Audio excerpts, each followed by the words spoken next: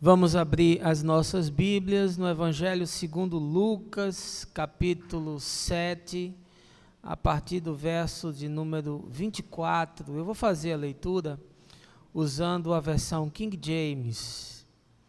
Diz assim o texto: havendo partido os mensageiros de João, passou Jesus a testemunhar às multidões acerca da pessoa e da obra de João. Que saístes a ver no deserto? Um caniço movido de um lado para o outro pelo vento? Que saístes a contemplar? Um cavalheiro vestido de roupas finas? Ora, os que vestem roupas suntuosas, se entregam ao luxo e vivem em delícias, estão nos palácios. Afinal, que fostes observar? Um profeta? Eu vos asseguro que sim, e muito mais do que um profeta. Este é aquele a respeito de quem está escrito: eis que enviarei o meu mensageiro à tua frente, pois ele preparará o teu caminho diante de ti.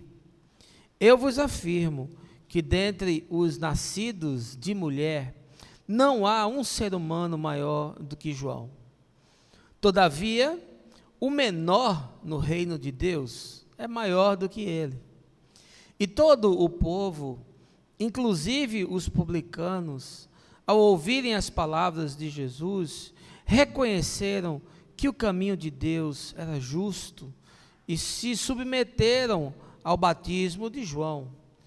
Entretanto, os fariseus e os doutores da lei rejeitaram o conselho de Deus para eles próprios e não se dispuseram a ser batizados por ele. Sendo assim, a que compararei as pessoas da presente geração? Prosseguiu Jesus. Com que se assemelham? Ora, são como crianças que ficam sentadas nas praças e gritam umas às outras: nós vos tocamos flauta e vós não dançastes. Entoamos lamentações, e vós não chorastes. Assim tendes agido, pois veio João Batista, que não come pão e não bebe vinho, e julgais, esse está com demônio. Então chegou o Filho do Homem, comendo pão e bebendo vinho, e condenais, eis aí um glutão e beberrão, amigo de publicanos e pecadores. Todavia, os filhos da sabedoria reconhecem e acolhem as suas obras. Essa é a palavra do Senhor, meu irmão, e eu com alegria quero partilhar ela com você essa manhã, sempre desejoso de que não seja apenas um texto no livro, mas que se torne realidade, materialidade, consciência, e se desdobre em ações de graça, de justiça, no chão de cada dia. A hipocrisia é uma homenagem que o vício presta à virtude. Frase de François de La Rochefoucauld. Hipocrisia é a coroação da performance. É o ato de fingir possuir crenças, virtudes e até sentimentos que, na verdade, não se possui. A palavra não é de origem portuguesa, mas de origem grega. Hipócrisis significava a representação de um ator, o fingimento de um personagem. E mais tarde, esse conceito, então, passou a designar moralmente pessoas que representam, que simulam um determinado comportamento. Olha, eu já estou chegando nos meus 50 anos. E cada dia nasce um cabelo branco a mais na barba. O cabelo ainda está preto, mas não estou pintando não, viu, irmãos? É um fenômeno mesmo. As rugas já estão na face, debaixo dos olhos. Os meus pés estão cansados. Mas eu queria lhe confessar uma coisa: o lugar onde eu mais encontrei hipocrisia na minha vida foi dentro de igreja. As pessoas mais hipócritas que eu conheci na minha vida foram pessoas religiosas. É impressionante como a religião produz esse fenômeno do disfarce, do engano, e não só do engano, mas do auto-engano, da produção de máscaras. O filósofo Søren Kierkegaard dizia que a vida é um grande baile de máscaras, e se nós tentássemos tirar as nossas, dificilmente nós nos reconheceríamos. É no meio religioso onde você mais percebe esse tipo de comportamento desviante, a pessoa assumindo um papel que não lhe cabe, exercendo, às vezes, funções num modo representação, dizendo que acredita em coisas que de fato nunca creu, arvorando-se a condenar os que fazem determinadas coisas que nunca fez. É no meio religioso onde eu vi mais gente fugindo de si mesmo, tentando fazer com que os outros acreditem numa realidade teórica, verborrágica, numa fé de garganta, que não encarna, não se torna realidade, não se desdobra para a vida.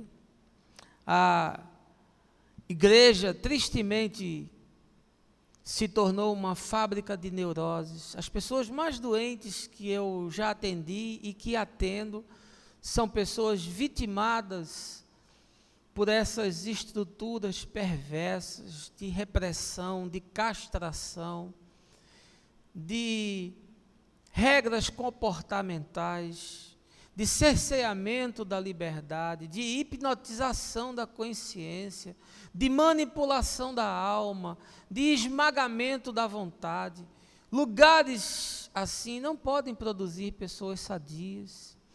É triste você ver que muitas comunidades se tornaram muito mais hospícios de que lugares que promovem liberdade, graça, alegria, misericórdia, ambientes de intriga, de competição, lugares de fofoca, de pessoas intrusivas, de pessoas fazendo medição do manequim do outro, lugares que se tornaram casas da alta costura da religião, onde as pessoas sentem-se no direito de fazer juízo do seu semelhante, onde imaginam que o seu pecado é melhor do que o do outro, que Deus dispensou mais graça e perdão a ele do que dispensou aos outros. Olha,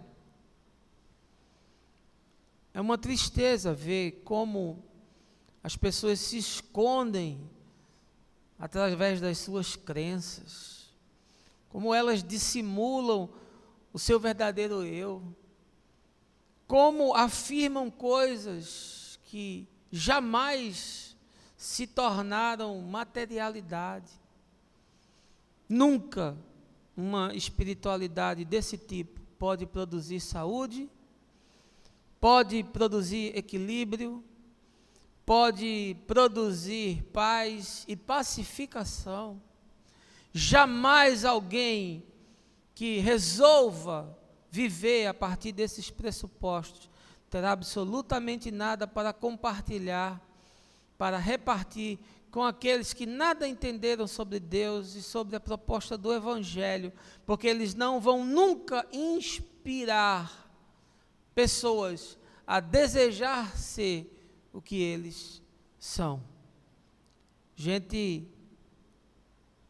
que se escondeu dentro do armário, que vive nas trevas, que imagina ter se tornado impermeável à vida, que imagina que a religião criou uma couraça protetora, que imagina ter se apartado do mal e se santificado a tal ponto de não poder mais ter o convívio normal, sadio. Essa manhã, meus irmãos, eu queria, a partir desse texto do nosso cronista Lucas, compartilhar com você qual é a minha percepção disso tudo e qual é a proposta de Jesus para nós, que desejamos viver uma existência que seja boa, que nos faça o bem e que nos permita ser gente normal. Mas eu não queria avançar sem antes lhe convidar a um momento de oração. Baixe a sua cabeça, feche os seus olhos.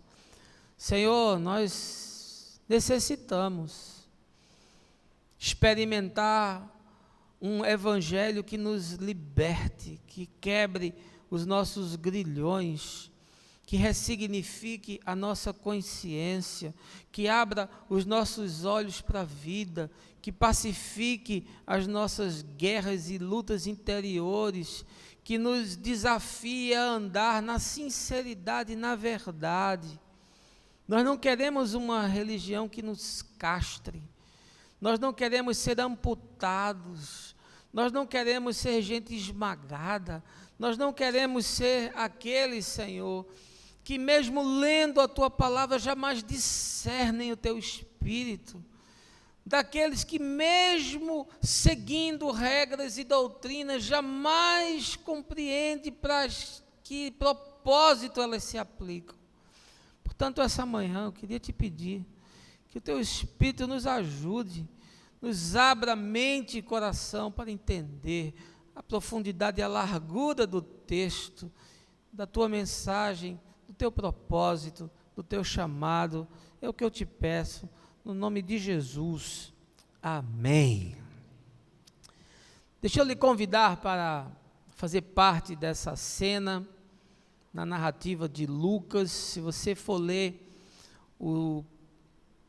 a perícope inteira do capítulo 7, você vai ver que o contexto é Jesus já estava morando em Cafarnaum, que foi o lugar onde ele passou a maior parte do seu ministério.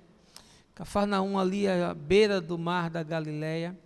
E ele havia, um pouco antes desse texto, visitado a cidade de Naim, que era uma pequena aldeiazinha mesmo, sem nenhum significado e importância, naquela narrativa em que o Senhor se encontra com uma viúva que está levando para sepultar o seu único filho, um momento de muita tristeza, de muito desespero, de muito sofrimento, e uma multidão enorme, não só seguia Jesus saindo de Cafarnaum, de onde ele tinha realizado muitos milagres e curas, mas também uma outra multidão acompanhava aquela viúva no seu drama, no dia da tragédia da sua existência, porque ela estava indo sepultar o seu único filho. E Jesus encontra aquele cortejo e ressuscita aquele garoto, e aquilo é um acontecimento de grande repercussão. Cada vez mais a fama de Jesus se espalha. No mesmo contexto, João Batista está ali no deserto, está na Judéia. Jesus está na Galileia, mas João está na Judéia, está pregando e anunciando às pessoas sobre a chegada, a vinda do reino de Deus, está anunciando que as pessoas devem se arrepender, devem confessar os seus pecados, devem ser batizadas. E ouvindo João a respeito de tudo que Jesus fazia, de tudo que estava acontecendo, ele enviou alguns dos seus discípulos e disse: olha, vão perguntar para ele se de fato ele é o Messias, ou se nós devemos continuar aguardando que um outro se manifeste. E assim foi. O texto que antecede a leitura também nos informa que os discípulos de João procuraram Jesus. E aí Jesus disse: olha, veja o que está acontecendo. Voltem e digam para João o seguinte: os cegos estão enxergando, os coxos estão andando, os leprosos estão sendo limpos, e os endemoniados libertos, e aos pobres está sendo anunciado o Evangelho. Voltem e digam isso para João, será suficiente, ele vai compreender, ele vai discernir o que está acontecendo. E quando os discípulos de João se retiraram, Jesus começou então a falar com a plateia que estava ali naquele lugar, uma multidão enorme de pessoas, e começa a dar testemunho do próprio João. E pergunta às pessoas: olha, o que vocês saíram para ver no deserto? A primeira coisa curiosa é que João Batista não é um homem convencional da religião. João Batista não faz parte das seitas religiosas que existiam naquele tempo, sobretudo a seita dos fariseus e a seita dos saduceus, que eram as mais significativas. João Batista não é um homem da sinagoga, do centro de ensino, do saber teológico, não é um homem ligado às doutrinas, às prescrições e às tradições do judaísmo nas suas casas de fomento daquele tipo de espiritualidade. João também não é um homem do templo, ele não é um levita, ele não é um sacerdote, ele não é um oficial do negócio da religião, ele não trabalha na estatal religiosa de Jerusalém, muito pelo contrário. Deus manda que João saia do meio disso tudo, vá para o deserto, para um lugar inóspito, para um lugar onde aparentemente a vida jamais poderia suceder. Tira João do meio daquele contexto, tira João do meio daquela doença que havia se tornado aquela espiritualidade enfadonha, repressiva, perversa, pesada, que havia se constituído a religião de Israel. Tira João e manda João para o deserto, um negócio impensável, porque no deserto não tem ninguém. Talvez João pudesse alugar, quem sabe, um galpão ali em Jerusalém, contratava uma banda assim, um ministério, né, daquele de louvor para arrebentar, e fazia um bocado de movimento para anunciar arrependimento, salvação. Quem sabe João abria também muitas células para multiplicar e multiplicar e multiplicar, e fazer um bocado de gente se pensando as mesmas coisas, dizendo as mesmas coisas, mas não. Sai daí, João, vai para o deserto. É no deserto que as coisas vão acontecer. Sem templo, sem sacerdote, sem música, sem aparato, sem doutrina, sem livro, sem nada, João. Vai para o deserto. E aqueles que tiverem desejo de ter uma experiência com Deus, que estiver cansado de sacrifício, de ritual, de oblação, de ascetismo, de regras comportamentais, de orações repetitivas, de uma espiritualidade perversa que não enxerga o outro. Quem estiver com sede, João, vai para o deserto e vai ouvir a tua palavra, que não é tua, mas é minha. E assim foi. E Jesus disse: vocês por acaso encontraram um homem nos palácios? Vocês encontraram João sendo um vassalo da aristocracia de Israel, sendo um mambembe do templo, sendo uma marionete do sistema religioso, sendo uma figura decorativa do sinédrio? Não, vocês foram ver um profeta no deserto. E quando nós vamos estudar o texto, nós entendemos que houve um deslocamento enorme de pessoas à procura de ouvir a palavra de João. No meio do nada, debaixo do sol escaldante da Palestina.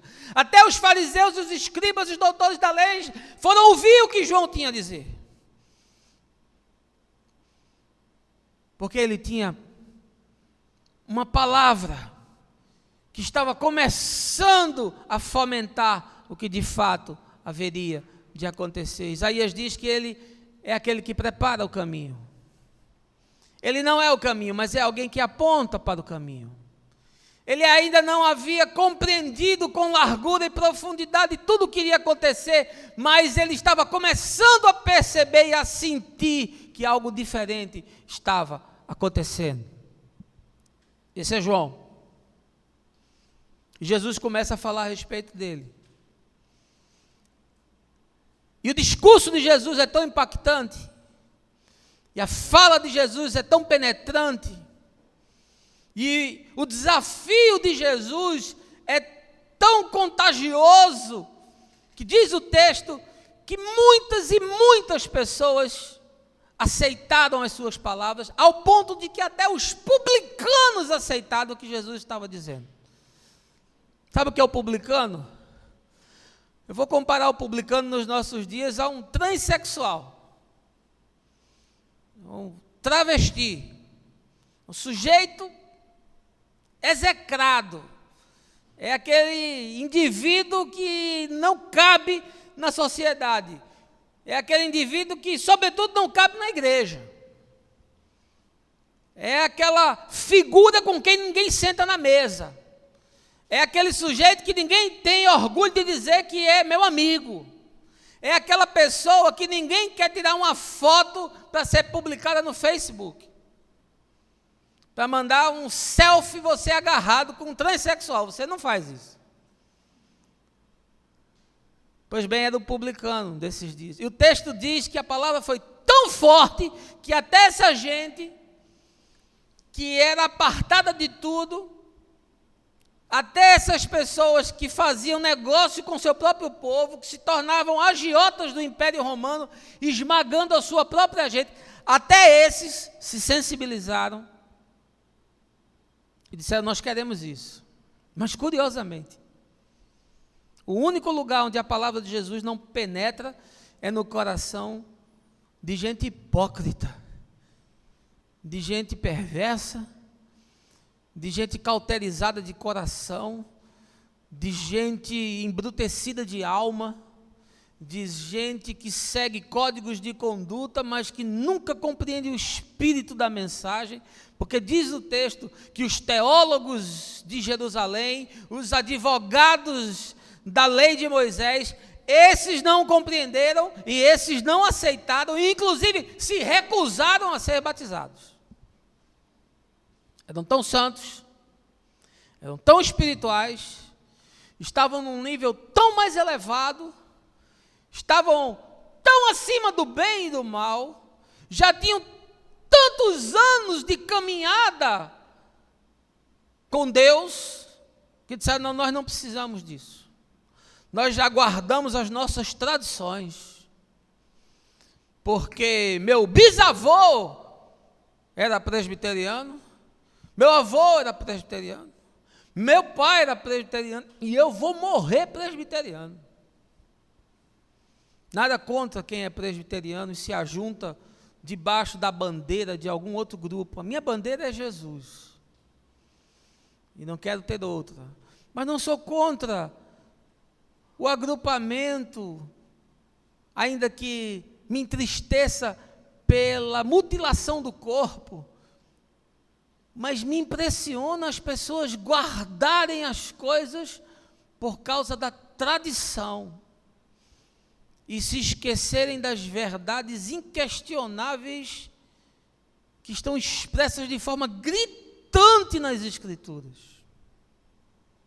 E aí eu queria lhe fazer uma pergunta essa manhã: qual é a sua religião? Que tipo de espiritualidade é a sua?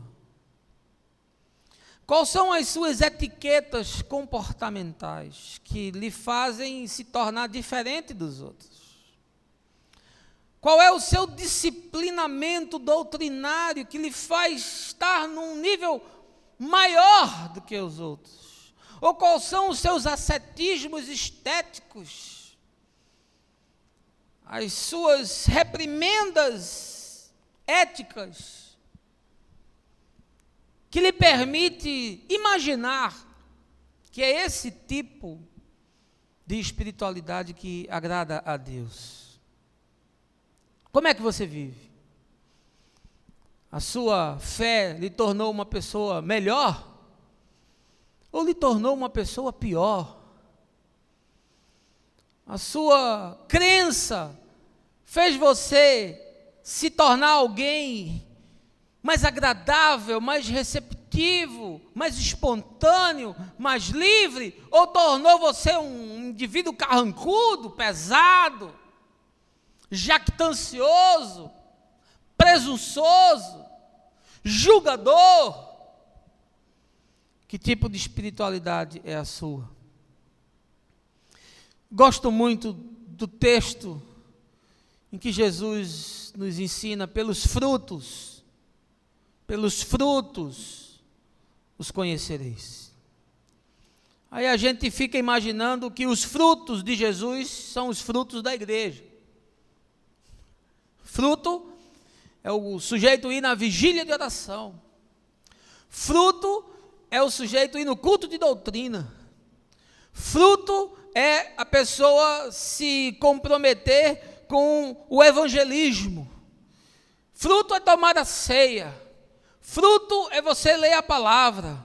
Fruto é você se tornar membro da escola bíblica dominical. E aí os frutos da religião nada mais são do que uma agenda eclesiástica. Nada mais são do que um menu de serviços disponíveis para você dizer quais são aqueles que lhe apetecem. Olha, meu irmão, quem dá esse tipo de fruto só se adequa às regras de comportamento, fica até em dia com a medição do trabalho da obra. É uma espécie de taylorismo do sagrado, mas isso não produz nenhum tipo de desdobramento e de pacificação, de graça e de saúde para o ser. Por isso que você vê tanta gente que já leu a Bíblia de Gênesis a Apocalipse, mas não compreendeu absolutamente nada da mensagem. Por isso que você vê tanta gente que faz orações que são irretocáveis e que são donos de uma homilética que impressiona, não obstante isso não ser experimentação da misericórdia de Deus no íntimo do coração, como expressão de amor. Fruto no Evangelho não é fazer. Fruto no Evangelho é ser. Por isso que o bem-aventurado é aquele que é, não é aquele que faz. Por isso que o bem-aventurado é aquele que tem paz, é aquele que tem alegria, é aquele que é generoso, é aquele que é manso, é aquele que é humilde, é aquele que é solidário, é aquele que sofre e chora com as dores da terra, é aquele que se torna afeiçoado ao excluído, é aquele que venceu os seus preconceitos, é gente do bem, gente da verdade, gente da justiça. Mas eu lhe digo com toda a tristeza do meu coração, que o que nós vemos dentro das igrejas hoje é gente da performance da religião, é gente que atua no teatro do templo, e que está nu como aquela figueira que só tinha folha, flagrado em pleno dia, mas completamente esvaziado de frutos para a vida. Quando eu vejo essa conversa de Jesus, com essa multidão enorme de pessoas, eu percebo que aqui existem 3 modelos. Aqui existem 3 arquétipos, 3 propostas.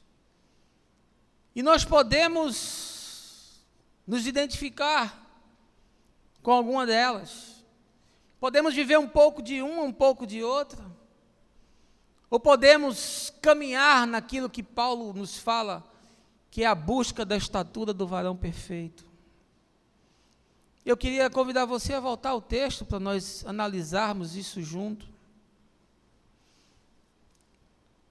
Que tipo de espiritualidade é a sua? Existe um tipo de espiritualidade que é uma espiritualidade maniqueísta, que ignora as dinâmicas próprias da vida. Veja aí o verso 32.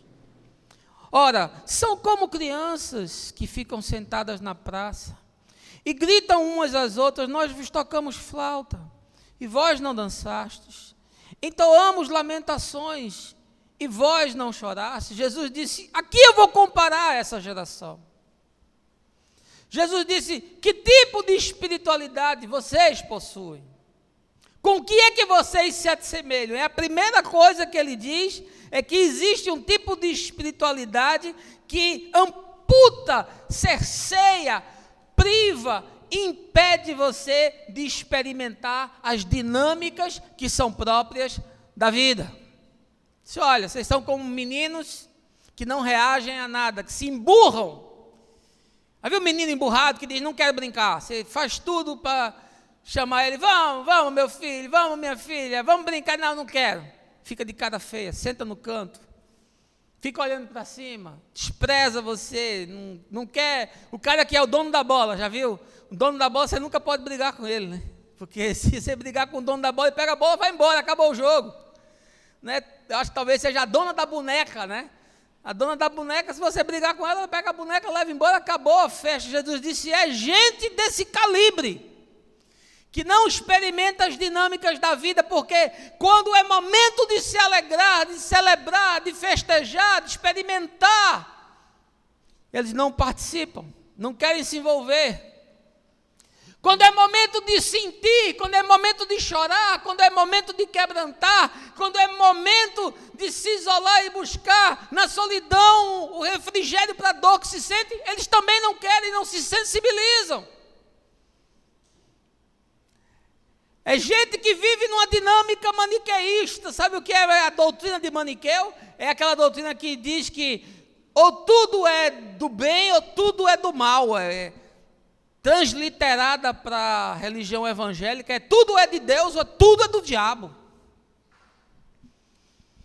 É uma existência que neurotiza o indivíduo, que não permite que ele se torne uma pessoa normal, que se alegra quando tem que se alegrar e que se entristece quando tem que se entristecer. Jesus disse, olha, esse tipo de espiritualidade é uma espiritualidade de criança. Já notou que crente não consegue se alegrar? O cara até às vezes está num lugar onde está acontecendo alguma coisa, ele começa a sorrir, ele começa a destravar, daqui a pouco ele já faz, eita, eu sou crente, não posso fazer isso não. O sujeito não se permite participar das dinâmicas que são normais à vida. Jesus nunca se privou de coisa alguma, de sentar em lugar nenhum, de conviver com nenhum tipo de pessoa. Pelo contrário, foi na casa de Mateus, onde estava reunida a elite da desgraça. Era o melhor do pior, a agiotada toda, porque Mateus era publicano. Vocês pensam que lá eles estavam o quê? Fazendo oração? Que eles tinham o costume de se sentar e se lavar com as talhas das águas purificadoras? Não, meu irmão, aquela turma ali não tinha nenhum tipo de etiqueta comportamental, pelo contrário, era gente entregue a seus próprios costumes pagãos. E Jesus foi, sentou na mesa e comeu com eles, tocando pagode, rolando uma costelinha de porco por farofa, comida que para o judeu era totalmente imunda. Jesus lá, enrolando um vinho e Jesus lá, e os discípulos lá, todo mundo participando, porque era uma dinâmica própria da vida. Aí os discípulos dos fariseus disseram, como é que o mestre de vocês come com essa gente? Porque eles não estão jejuando como nós. E aí Jesus disse, vai dizer para eles o seguinte, enquanto o noivo estiver presente, esse é momento de alegria. Quando o noivo for retirado, aí haverá tempo propício, oportuno, necessário, adequado, para que haja recolhimento, quebrantamento e introspecção. A vida é feita de momentos, meus irmãos, a vida não é retilínea. A vida é uma senoide, ela oscila. Tem tempo bom, tem tempo ruim, tem momento de sorrir, tem momento de chorar. O sábio do Eclesiastes, no capítulo 3, nos ensina essas dinâmicas próprias da vida, mas existe um tipo de espiritualidade que torna você totalmente insensível a isso. Nem você se solidariza com a dor, nem você se solidariza com os marginalizados, os excluídos, os cerceados, os desgraçados, os deprimidos, nem você se sente atraído, afeiçoado de ajudar esse tipo de gente, porque a religião normalmente despreza, porque diz isso é gente sem fé, isso é gente que pecou, está pagando alguma coisa, isso é gente que não tem o meu nível, o meu pedigree espiritual, nem tampouco a gente se alegra com nada. O crente, quando chega num lugar, o lugar pesa. Ele já começa, ó, ali tem um tatuado, ó, a menina ali está com piercing, olha, aquele, ó, o decote daquela outra dali, já começa. É a alta costura da religião, é a vara de medir, que mede todo mundo, só não se mede a si próprio. Que desgraça. E fica aquela coisa, é gente invasiva, é gente que mete o nariz onde não foi chamado. Ah, que tristeza viver desse jeito, que agonia, como isso está distante de Jesus, que diz, olha, você foi chamado para viver as dinâmicas da vida, se tocarem, se alegre, se prantearem, chore, não se torne insensível, não se torne distante da realidade. Gente que pensa que a única coisa que faz parte da vida é o inário cristão, ou é a Bíblia Sagrada. O sujeito não lê mais nada, ele não lê poesia, ele não lê história, ele não lê política, ele não lê economia, é um sujeito bitolado, a mente ficou cimentada, nada ali pode nascer, nada pode brotar. Ah, que tristeza. Ele não se emociona com a pintura. Eu vi minha mulher lá no museu de Van Gogh, em Amsterdã, na Holanda. Ela chegou e quando ela viu os quadros de Van Gogh, ela chorou, porque ela gosta tanto da arte desse pintor, e na sua tese de doutorado há várias fotos de Van Gogh que ela colocou, que quando ela esteve ali naquele lugar, conhecendo a história daquele homem, ela chorava diante das pinturas. Ah, meu irmão, que coisa linda, quando a gente se emociona com a vida. Quando eu vejo um Pelé jogando, e a semana passada eu vi uma retrospectiva mostrando aí os feitos de Pelé, eu fiquei emocionado, porque eu vi, foi Deus quem fez esse homem, que talento, que habilidade extraordinária.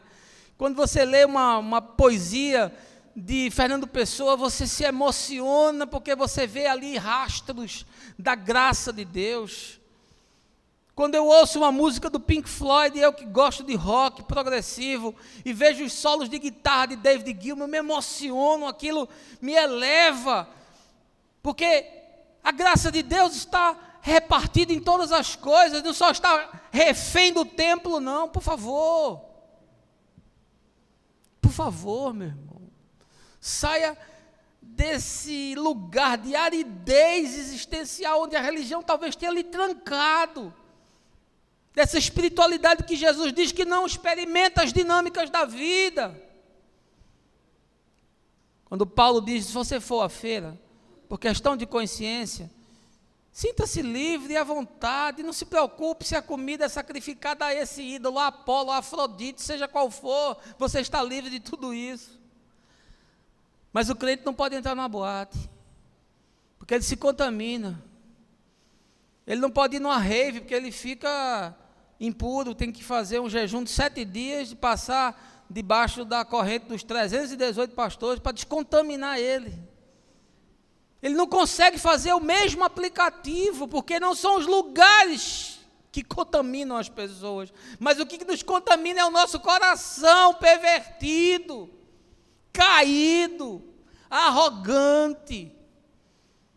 Você pode ir a qualquer lugar, meu irmão, se você tiver uma consciência do Evangelho, você pode ir para qualquer canto. Obviamente que em alguns lugares não me convém ir, porque não tem nada para me oferecer, mas pode ser que tenha para o outro. Por favor, não se torne você a consciência do outro, deixa ele ter a sua própria fé, porque Paulo nos ensina a fé que você tem, tenha para você mesmo. E Jesus disse, essa gente não se sensibiliza com nada também, nem se alegra com nada, é gente carrancuda, mal-humorada, A gente sempre, né? Eu, uma vez, conversando com uma pessoa num sepultamento, e aí a pessoa me dizia, o fulano morreu, foi para a casa eterna. Meu Deus do céu, o cara fica imaginando assim uma mansão escura, o sujeito entrando, e aí o apóstolo Pedro na entrada, bem-vindo à mansão celestial. Não, meu irmão, no meu céu não é assim não. No meu céu, quando eu abrir a porta, eu quero ouvir, start me up. If you start me up, never stop. Eu quero ouvir coisa assim, não quero ouvir, pelo amor de Deus. Quero ver alegria, quero ver festa. É a festa do perdão. A Bíblia diz que quando o filho pródigo voltou para casa, o pai mandou fazer festa. Não foi noite de testemunho, não. Foi festa, alegria. Por favor, fuja desse tipo de espiritualidade que transforma você numa pessoa densa. Você fala com a pessoa, como é que está, meu irmão? É muita luta, irmão. É muito sofrimento. O diabo está fazendo miséria. Vai, meu irmão, não quero isso longe de mim, meu irmão. Deus me livre, eu quero uma espiritualidade que diga, meu irmão, está difícil, mas o Senhor é bom, meu irmão. Está com problema, mas eu elevo os meus olhos para o monte, a minha salvação vem do Senhor. O mercado está difícil, mas não vai faltar pão na minha mesa, porque não falta pão na mesa do justo. É isso que eu quero. Por favor, se você é portador dessa espiritualidade cavernosa, urubulenta, por favor, não venha não, fique longe de mim, meu. E Jesus disse também, não se sensibiliza com nada, porque quando é no momento de sentir as dores da terra, dos homens, também eles não sentem nada. Nós estamos vivendo um momento agudo, dramático, o país no seu tecido social totalmente corrompido, a política entregue nas mãos de gente perversa, a gestão do país completamente translocada, a economia de ladeira abaixo, centenas de milhares de pessoas desempregadas, os hospitais sem condição mínima de atender, as escolas completamente desaparelhadas para educar. Nós não sentimos nada disso. Nós não choramos por isso.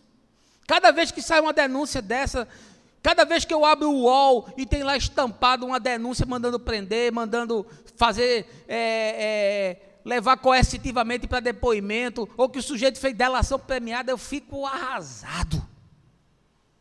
Dá vontade de me ajoelhar e chorar, como assim fizeram os profetas, chorando diante de Deus, pela nação. Se o meu povo, que se chama pelo meu nome, se humilhar, orar e me buscar, eu ouvirei do céu. Gente que chora, gente que se humilha diante de Deus, gente que se levanta e diz, vou fazer alguma coisa para mudar a realidade dessa gente miserável. Vou parar com essa minha utopia de querer mudar o mundo sentado no sofá de casa com controle remoto. Por favor, fuja desse tipo de espiritualidade. Segundo tipo que Jesus nos mostra, que aparece nesse texto, está no verso 33, veja aí. Assim tendes agido, pois veio João Batista, que não come pão, e não bebe vinho, e julgais, este está com demônio. Sabe o que é isso? É uma espiritualidade que é costurada para caber no manequim religioso comportamental.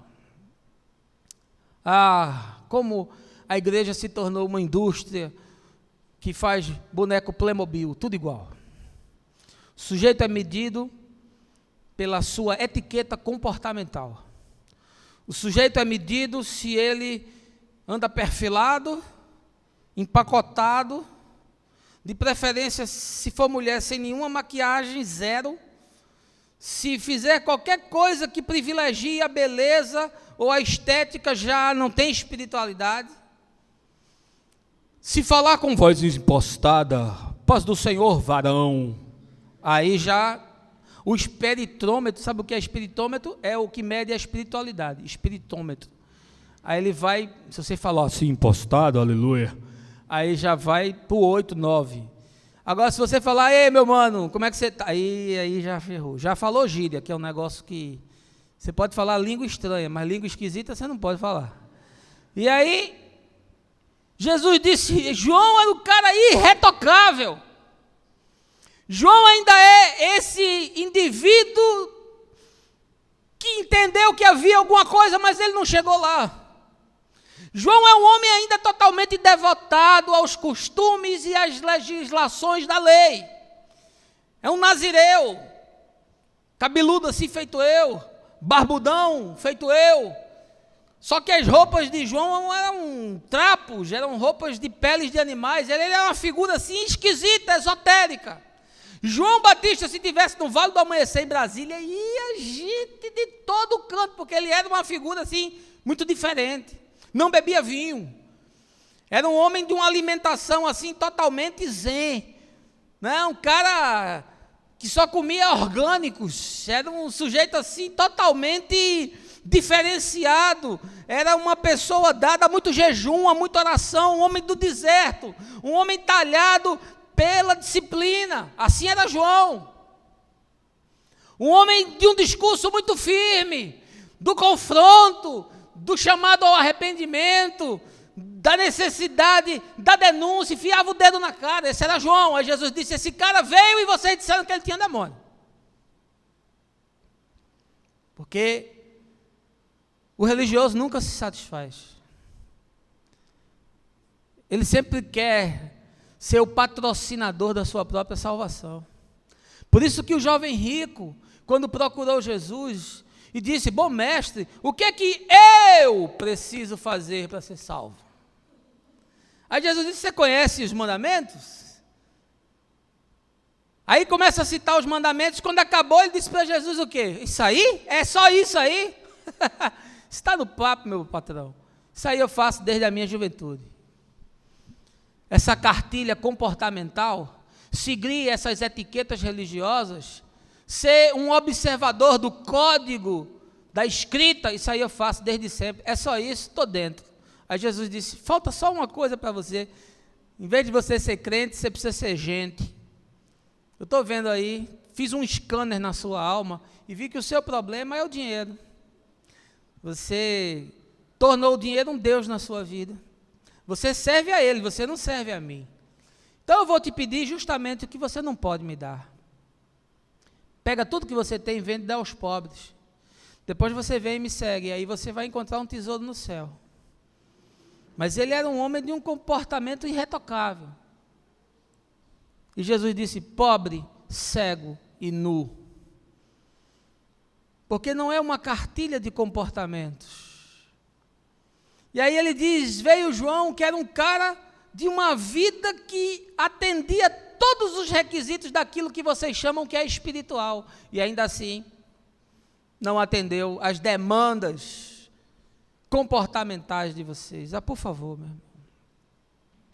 Liberte-se disso. Gente que perdeu a alegria de viver.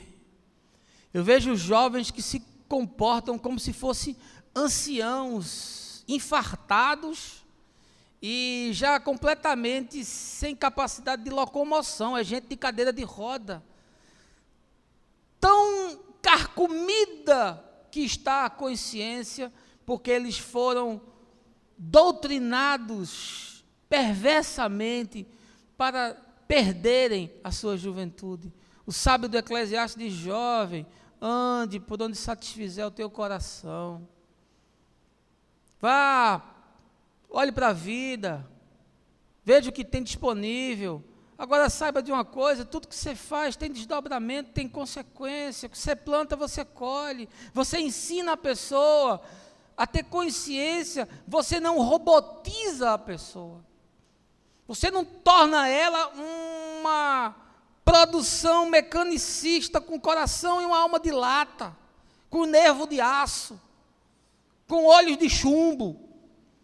Não, por favor, vamos fugir desse modelo que faz com que as pessoas se tornem soldadinhos e robozinhos, e aí elas cumprem o script dentro do templo, mas quando saem para a vida, são aquelas que vivem os mais intensos e mais profundos conflitos. Meu irmão, você não tem ideia de quanta gente eu atendo que está maluca. com todo tipo de síndrome que você possa imaginar, gente que sofre de pânico, gente com um nível de ansiedade absurdo, porque está negando a sua própria humanidade, gente que desenvolveu tara das mais perversas e loucas, com todo tipo de deformidade de caráter e de alma, porque está negando a sua humanidade, não é isso. Paulo diz, você que acha que não pegue nisso, não toque naquilo, não veja aquilo, você pensa que isso resolve. Você acha que é colocando uma mordaça na sua alma que você vai conseguir vencer o pecado? Por que você acha que na Idade Média os religiosos se machucavam, se flagelavam, amarravam cintas com garras perfurando a carne, o sujeito ficava lá se chicoteando? Lutero era um desses, ficava lá se chicoteando, Senhor, me livre do meu pecado, me livre da... Você acha que isso resolve? Meu irmão, a única carne que foi chicoteada, que foi esmagada, que foi rasgada, que foi crucificada e traspassada por pregos, a única que é suficiente para Deus é o corpo do nosso Senhor Jesus Cristo. Ele já sofreu todo tipo de vitupério, ele já sofreu todo tipo de escárnio, ele já foi traspassado pelas minhas iniquidades. Eu não preciso mais fazer isso, a não ser que eu queira complementar o sacrifício de Jesus, a não ser que eu não aceite o fato de que Ele é suficiente para satisfazer a justiça de Deus, a não ser que eu não esteja crente o suficiente, cônscio o suficiente de que o sangue de Jesus apaga todo o tipo de pecado. Aí eu preciso fazer mais algumas coisas para poder ver se eu agrado a Deus. E aí Jesus disse, João é um cara de um comportamento totalmente condizente com o manequim da religião, mas mesmo assim vocês dizem que ele tem demônio. É essa espiritualidade que faz com que o sujeito viva recitando um código. O sujeito conhece todas as regras doutrinárias, mas não sabe para que elas se aplicam. E aí a Bíblia, que deveria ser um instrumento de fomento da vida, passa a se constituir numa cartilha de desenvolvimento da morte. Não é à toa que a Escritura diz que a letra mata, e mata mesmo. Mata sonhos, mata a esperança, mata a alegria, mata o bom senso, mata a fé, mata a generosidade, sai matando tudo.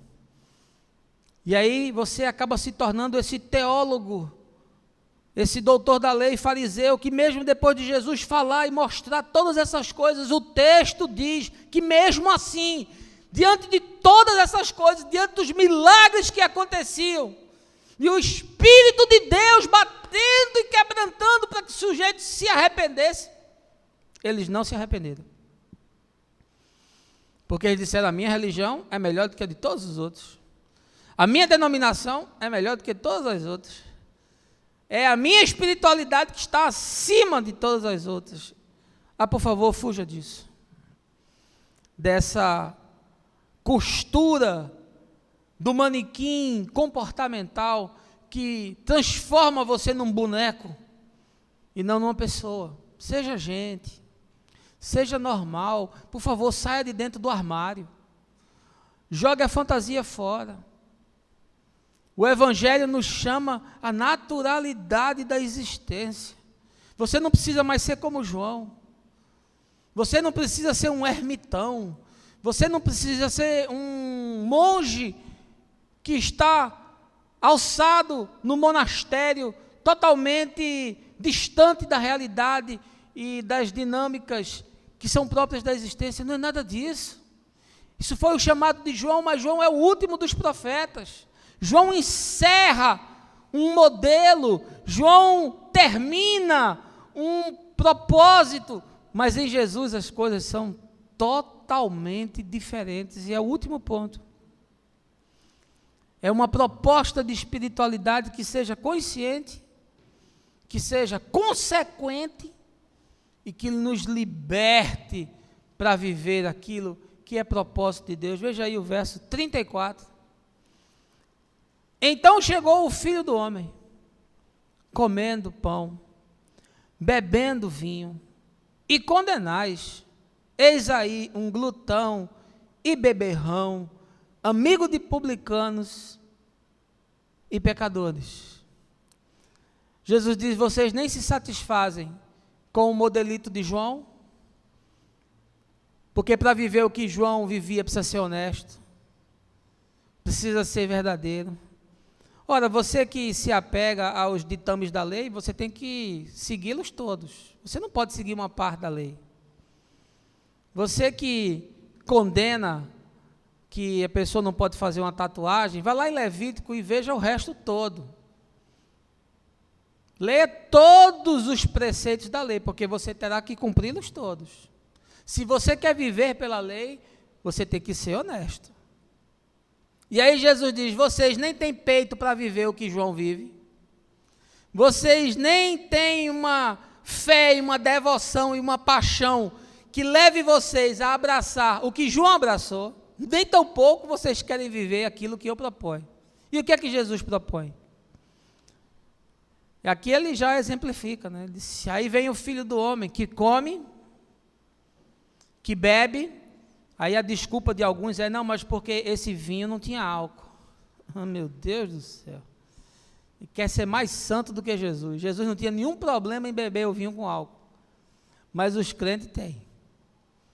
E outro dia até vi uma charge engraçada no Facebook, que era uma ceia, e Jesus aí dizendo, este é o cálice da nova aliança. Aí lá atrás um dos apóstolos perguntava, mas é com vinho, é com álcool ou é sem álcool? Porque se for com álcool, eu não posso beber, não. Ah, por favor, meu irmão, você não sabe nem como é que vinho era feito. Por favor, você dizer que o vinho não tinha álcool. E aqui Jesus está nos revelando, olha, eu sou aquele que como, que bebo, que vou em todo canto, que sento com todo tipo de gente, que participo de todo tipo de encontro, que me relaciono com qualquer tipo de pessoa. A espiritualidade que eu estou propondo a vocês é uma espiritualidade que transforme vocês em pessoas normais, em gente do bem, em gente feliz, em gente alegre, em gente generosa, em gente participativa, em gente solidária. Convida um crente para uma festa. Não, não posso não. Por quê? Porque tem uma reunião de oração na minha igreja. O crente nunca vai, parece que é aniversário, né? Marca o aniversário dia de domingo para ver se o crente vai. Não posso faltar à casa do Senhor. Que casa do Senhor? Isso aqui é casa do Senhor. Isso aqui é casa do Senhor. Isso aqui é um galpão de tijolo, meu irmão. Isso aqui é um lugar de encontro. Seja a Catedral de Notre Dame de Westminster, ou a Basílica de São Pedro. Seja o templo mais bem estruturado do mundo. Ou uma reunião caseira debaixo da árvore. Isso aqui é o local do encontro, do meu encontro com o meu Deus. Por favor, isso é tão óbvio de entender. Não participa de nada, não se envolve com nada. É aquela coisa que parece que você anda flutuando, não pisa sequer no chão para não se contaminar. Por favor, Jesus está dizendo, sente na mesa, coma e se divirta com as pessoas, tome o seu vinho. Você acha que ele não escandalizou dizendo isso, não? Escandalizou.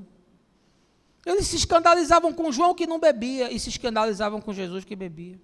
Eles se escandalizavam com João que jejuava e que vivia vestido de trapo, e se escandalizava com Jesus que comia na mesa com pecador e com publicano. Nenhum modelo satisfazia. Mas o Senhor nos chama à liberdade, a nós nos desobrigarmos desses pesos. Agora, sabe o que acontece, meu irmão?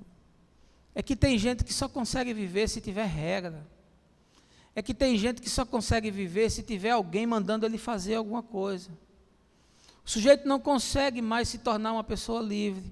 Eu me lembrei, hoje estava conversando com o Marcinho, daquele filme Um Sonho de Liberdade. Um dos melhores filmes que eu assisti na minha vida. E aí aquele Morgan Freeman, ele passou tanto tempo na cadeia, que quando ele foi solto, e aí ele foi trabalhar no supermercado, E aí toda vez que ele estava lá como empacotador trabalhando, ele olhava para o supervisor e fazia assim, aí o supervisor vinha, pois não, eu posso ir no banheiro?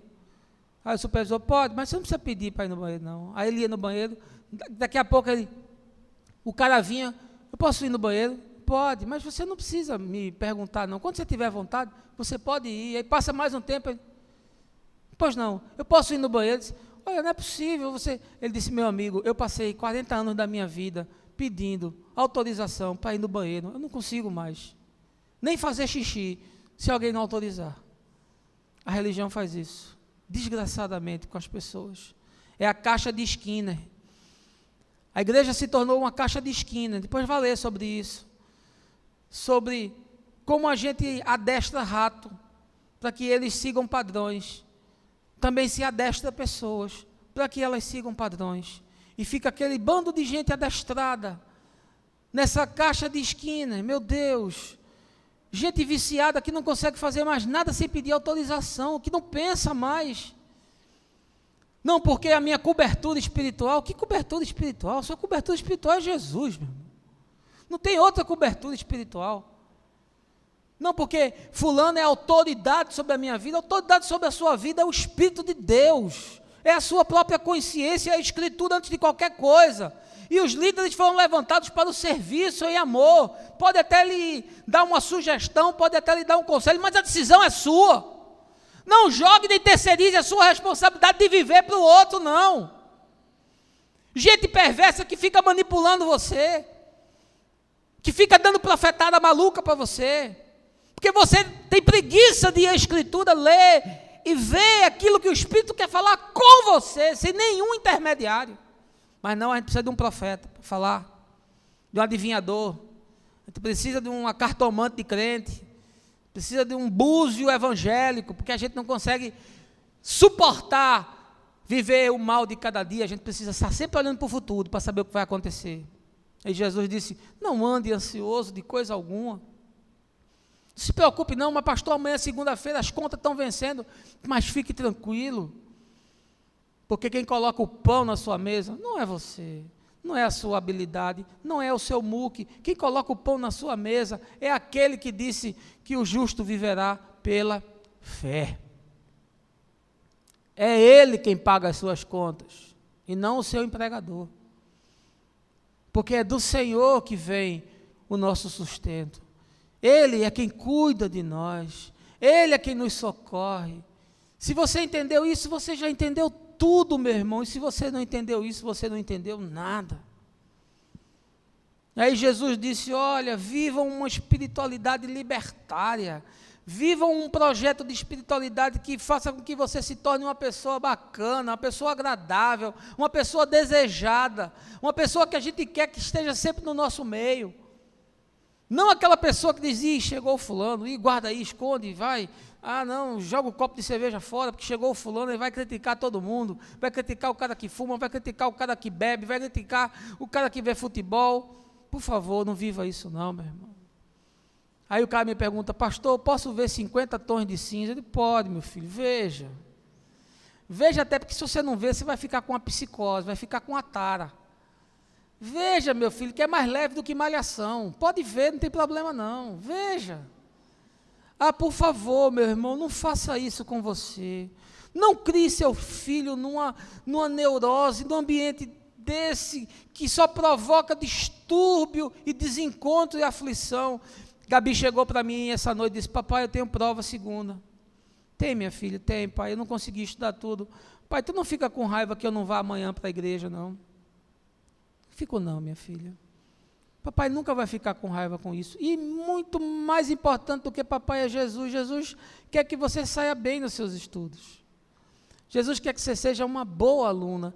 Então não se preocupe não. Ame a Jesus. E não se preocupe porque você não vai participar do encontro não. Ela disse, mas tu fala com o João para ele não ficar com raiva de mim? Joãozinho é o nosso maestro ali na escolinha tinha, eu digo, eu falo com o João, não se preocupe não que eu falo com o João. Mas eu já não fui ensinado dessa forma. Eu fui ensinado o seguinte, 7 horas da manhã, minha mãe entrava no quarto. Meu filho, igreja. Aí eu dizia, mãe, eu estou cansado, hoje eu não estou querendo ir não. Aí ela cantava, tu podes ficar, mas eu vou. Aí começava. Era um discurso. Meu irmão, ela começava com 5 minutos, eu levantava da cama, que eu já sentia o cheiro do inferno, assim, ó. O enxofre e o calor das chamas me cozinhando. Eu dava um pinote da cama e dizia, eu vou. E com isso eu não estou dizendo que você não deve estimular seu filho a participar de uma comunidade, de uma escolinha. Não é isso, meu irmão. Mas não desenvolva na criança uma fé neurótica. Menino, não faça isso não, porque papai do céu castiga. Pronto, papai do céu é um velho ranzinza, com a bengala, e ele fica sentado na cadeira, e toda vez que você passa correndo na frente dele, ele pega a bengala e na sua cabeça. Miserável, desgraçado, você está rindo de quê? É porque você está chorando, crente safado. Aí o cara fica, aquela espiritualidade, carregando o mundo nas costas. Não, por favor, Jesus disse, eu vim, como, bebo, sento com todo mundo, participo da vida, não me esquivo de nada, não sou impermeável a nada. E vocês dizem que eu tenho demônio. Porque o religioso sempre se choca, sempre se escandaliza com tudo. E eles querem ser mais santos do que Jesus, eles querem ser mais espirituais do que Jesus. Eu quero concluir falando sobre uma notícia horrorosa que eu vi essa semana. Com todo o respeito que eu tenho às pessoas que lutaram por essa proeza de uma igreja batista, aí, se não me engano, em Alagoas, que depois de 10 anos, irmãos, discutindo com a membresia e a liderança, se podia ou não batizar gay. 10 anos discutindo isso. Eu fico imaginando, eu reunido com vocês aqui, 10 anos, a gente discutindo se a gente pode ou não pode batizar um gay. E aí, depois de 10 anos, eles chegaram à conclusão que podem. Aí, fizeram uma assembleia, publicaram ata, colocaram no YouTube como uma grande conquista. Sim, de fato, depois de 10 anos o cara conseguir isso, de fato é uma grande conquista. Mas ao invés de colocarem isso como uma divulgação marqueteira, deveriam ter colocado uma nota pedindo perdão às pessoas. Nós da igreja tal, estamos vindo a público pedir perdão às pessoas e sobretudo aos homossexuais, porque nós imaginamos que nós somos a porta, não Jesus. Porque quem pode cercear alguém de ser batizado, meu irmão? Quando Filipe foi batizar o eunuco etíope no meio do nada, um sujeito com crenças totalmente divergentes, um sujeito pagão, um sujeito que não se sabia que tipo de comportamento ele tinha, não preencheu nenhuma ficha, não fez nenhuma anamnese, não foi submetido a nenhum constrangimento. A única coisa que Filipe disse quando ele perguntou se podia ser batizado, Filipe disse, pode, é lícito, se você crê. Mas a igreja nega o batismo. A igreja se tornou o filtro do céu. A igreja se tornou o cartório que determina quem entra e quem não entra. A igreja é o caminho, a verdade e a vida, e não Jesus. E depois de 10 anos discutindo, eles agora chegaram ao ápice da espiritualidade, que é poder batizar alguém. Ah, por favor, meu irmão. Eu quero que a gente fique muito longe desse tipo de coisa. Por favor. Porque quem pode negar alguma coisa que Deus se determinou a fazer? Quem pode negar alguma coisa? Ah, porque o divorciado não pode tomar a ceia. Não pode. Ah, porque o fulano tem uma união estável, vive há 15 anos com a Beltrana, mas ele não pode tomar a ceia, não. Por quê? Porque não tem um papel assinado no cartório. Ah, tá certo. Pois eu conheço centenas de casais com papel assinado em cartório que não tem nenhum tipo de relação conjugal. O que eles vivem é um inferno relacional na terra. Mas a nossa hipocrisia é tal que a gente se coloca como aquele que diz quem pode e quem não pode participar da ceia. Judas não foi impedido de participar da ceia, tendo algumas horas antes traído o Senhor, não foi impedido de tomar a ceia. O apóstolo Paulo disse, examine-se cada um a si mesmo e coma do pão e beba do cálice. Mas a gente quer examinar os nossos irmãos. Examine-se a si mesmo, você se examina. Não é você examinar os outros, não. Mas nós impedimos as pessoas de participar da ceia. porque elas não seguem o manequim da nossa agremiação religiosa. E mais dramático do que isso, um irmão de fé não pode tomar a ceia na igreja do outro, porque não é membro, não tem a carteira. A minha carteira é Jesus, meu irmão. E com essa carteira eu dou carteirada em qualquer lugar. E se você não me permite participar da mesa, eu não tenho parte com você. Porque a sua mesa não é a mesa de Cristo, é a mesa da denominação. Mas nem de longe é a mesa do Senhor, porque Ele disse: venham todos vós, que estáis cansados e sobrecarregados com os preceitos, as reprimendas, as castrações e as regulamentações do sagrado, venham, porque eu vos aliviarei. Assim disse Jesus. Tem uma música de Tom Jobim, Dolores Duran, que eu gosto demais, Estrada do Sol, que foi eternizada na voz de Gal Costa. E ela diz assim: é de manhã, vem o sol, mas os pingos da chuva que ontem caiu ainda estão a brilhar, ainda estão a dançar, ao vento alegre que me traz essa canção. Quero que você me dê a mão, vamos sair por aí, sem pensar no que foi que sonhei, que chorei, que sofri, pois a nossa manhã já me fez esquecer. Me dê a mão, vamos sair para ver o sol. Meu convite a você essa manhã é: me dê a mão, vamos sair para a gente ver o sol. Saia de dentro do armário, saia de dentro da escuridão, largue esse manequim comportamental religioso que foi costurado pela alta costura dos centros do saber teológico, porque isso não tem nada a ver com Jesus, nem com a simplicidade da fé, nem com a alegria daqueles que experimentaram o raiar da manhã, da luz do Senhor que entrou no coração e pacificou todas as nossas guerras e lutas, nem com o chamado carinhoso, misericordioso daquele que disse: levante-se, pegue o teu leito e ande, pegue as tuas culpas e ande, pegue as tuas dores e ande, pegue as tuas amarguras e ande, pegue os teus preconceitos e ande, pegue os teus achaques e ande. É essa a espiritualidade que eu quero propor a vocês. Um modelo de igreja que caiba a qualquer pessoa, um modelo de igreja sem fronteiras, um espaço de graça e de misericórdia, de acolhimento, sobretudo de consciência, que se solidarize com os outros. Por favor, meus irmãos, vamos transformar esse espaço num espaço que caiba a todo mundo.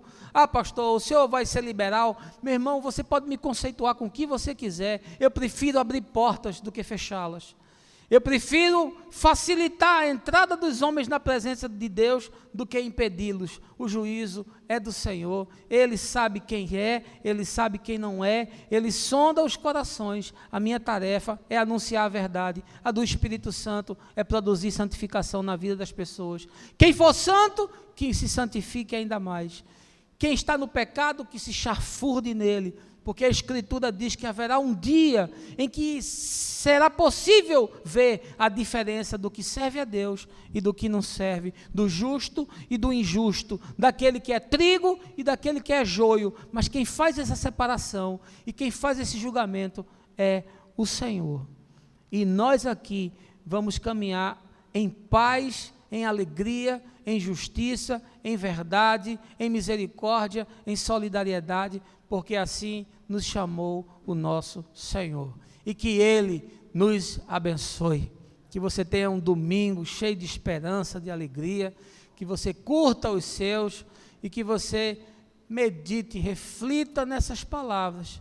Que modelo é o modelo da sua espiritualidade? E que Deus nos abençoe, no nome de Jesus. Amém.